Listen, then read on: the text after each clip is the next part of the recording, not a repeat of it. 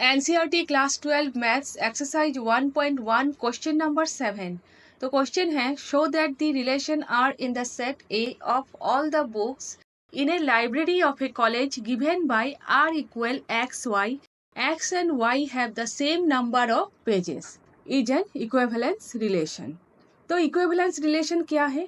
जो relation symmetric भी है, रिफ्लेक्सिव भी है, ट्रांजिटिव भी है, वो रिलेशन इक्विवेलेंस रिलेशन है। तो इस चैप्टर के हर क्वेश्चन में एक सेट दिए हुए होते हैं। इस क्वेश्चन में सेट है A equal all the books in the library of a college, और एक रिलेशन दिए हुए होते हैं, और यहाँ पर रिलेशन है R equal x y, x and y have the same number of pages. Relation के अंदर कंडीशन क्या है? X and y have the same number of pages.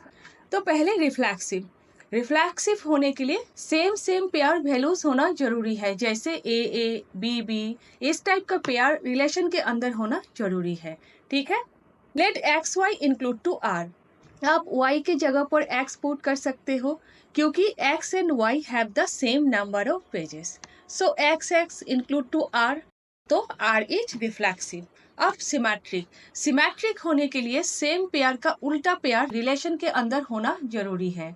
Late x y include to R. X and y have the same number of pages. Similarly y and x have the same number of pages, एक ही बात है। So y x include to R, so R is symmetric.